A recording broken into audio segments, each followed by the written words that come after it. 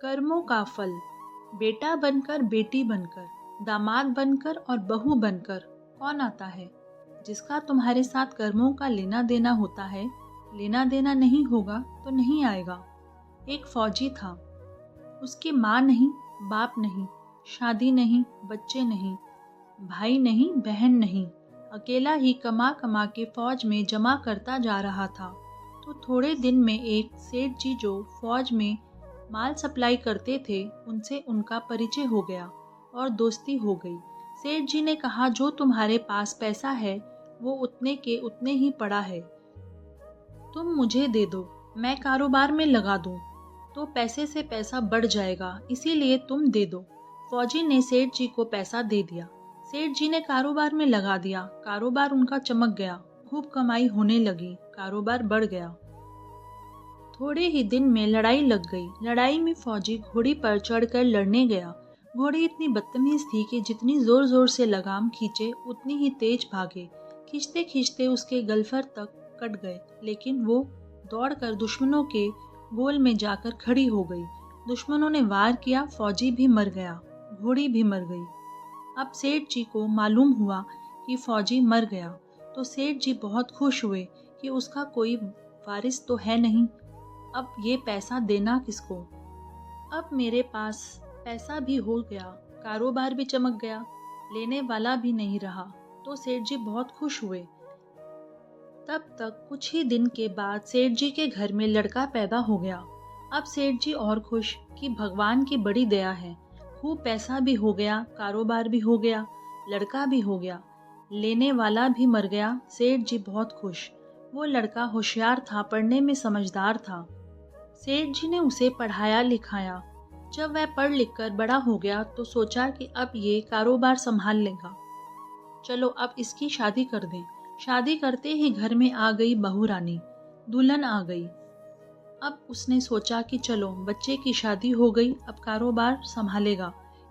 लेकिन कुछ दिन में बच्चे की तबीयत खराब हो गई। अब सेठ जी डॉक्टर के पास, हकीम के पास, वैद्य के पास दौड़ रहे हैं। वैद्य जी जो दे रहे हैं, दवा खिला रहे हैं, और दवा असर नहीं कर रही। बीमारी बढ़ती जा रही है, पैसा बर्बाद हो रहा है और बीमारी बढ़ती जा रही है। रोग कट नहीं रहा, पैसा खूब लग रहा है। अब अंत में डॉक्टर ने कह दिया कि ला इलाज मर्ज हो गया, इसको अब असाध्य रोग हो गया, ये बच्चा 2 दिन में मर जाएगा। डॉक्टरों के जवाब देने पर सेठ जी निराश होकर बच्चे को लेकर रोते हुए आ रहे थे। रास्ते में एक आदमी मिला। कहा, अरे सेठ जी क्या हुआ, बहुत दुखी लग रहे हैं। सेठ जी ने कहा, ये बच्चा जवान था, हमने सोचा बुढ़ापे में मदद करेगा, अब ये बीमार हो गया। शादी होते ही हमने इसके लिए खूब पैसा लगा दिया, जिसने जितना मांगा उतना दिया, लेकिन आज डॉक्टरों ने जवाब दे दिया, अब ये बचेगा नहीं, असाध्य रोग हो गया, ला इलाज मर्ज है, अब ले जाओ घर, 2 दिन में ही मर जाएगा। आदमी ने कहा, अरे सेठ जी तुम क्यों दिल छोड़ रहे हो, मेरे पड़ोस में वैद्य जी दवा देते हैं, 2 आने की पुड़िया खाकर मुर्दा भी उठकर खड़ा हो जाता है, जल्द से तुम वैद्य जी की दवा ले आओ। सेठ जी दौड़कर गए, 2 आने की पुड़िया ले आए और पैसा दे दिया। पुड़िया ले आए, बच्चे को खिलाई, बच्चा पुड़िया खाते ही मर गया। बच्चा मर गया। अब सेठ जी रो रहे हैं, सेठानी भी रो रही है, और घर में बहुरानी और पूरा गांव भी रो रहा है। गांव में शोर मच गया कि बहुरानी सेठ की कमर जवानी में टूट गई। सब लोग रो रहे हैं। तब तक एक महात्मा जी आ गए। उन्होंने कहा, भाई क्यों रोना धोना। लोग बोले, इस सेठ का एक ही जवान लड़का था, वो भी मर गया, इसीलिए सब लोग रो रहे हैं, सब दुखी हो रहे हैं।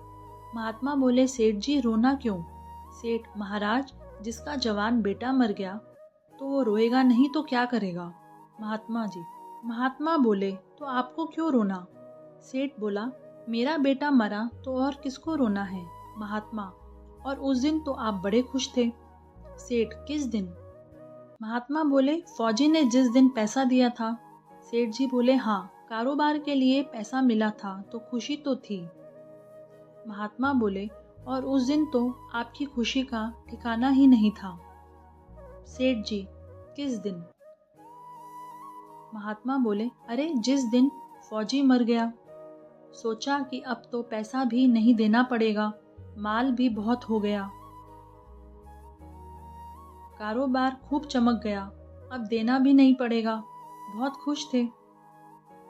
सेठ जी, हाँ महाराज, खुश तो था। महात्मा जी बोले, और उस दिन तो आपकी खुशी का ठिकाना ही ना था, पता नहीं कितनी मिठाइयाँ बट गईं। सेठ जी बोले, किस दिन? महात्मा, अरे जिस दिन लड़का पैदा हुआ था। सेठ जी, महाराज, लड़का पैदा होता है तो सब खुश होते हैं, मैं भी हो गया तो क्या बात हुई? महात्मा जी, उस दिन तो खुशी से आपके पैर जमीन पर नहीं पड़ते थे। सेठ जी, किस दिन? महात्मा, अरे जिस दिन बेटा ब्याहने जा रहे थे। सेठ जी बोले, महाराज, कोई भी बेटा ब्याहने जाता है तो हर आदमी खुश होता है, तो मैं भी खुश हो गया। महात्मा, तो जब इतनी बार खुश हो गए तो जरा सी बात के लिए रो क्यों रहे हो?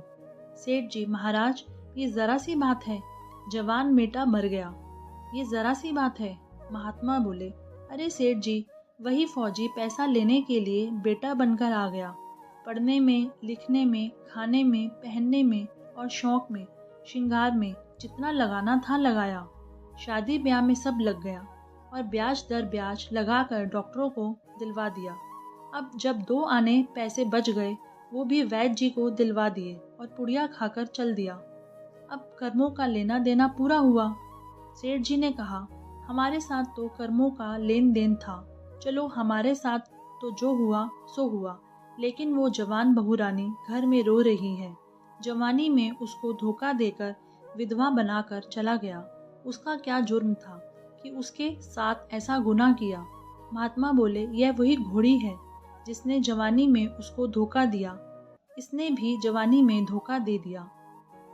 वैद शास्त्र व पुराणों के साथ सभी साधु संतों का कहना है कि यह संसार कर्मों का लेखा जोखा है। इसमें जो जीव चैतन्य हैं वो समझदारी से भवसागर पार हो जाएंगे। दोस्तों, आशा करती हूँ कि ये कहानी आपको अच्छी लगी होगी। वीडियो को लाइक, शेयर एंड सब्सक्राइब ज़रूर करें। अपना कीमती वक्त देने के लिए धन्यवाद।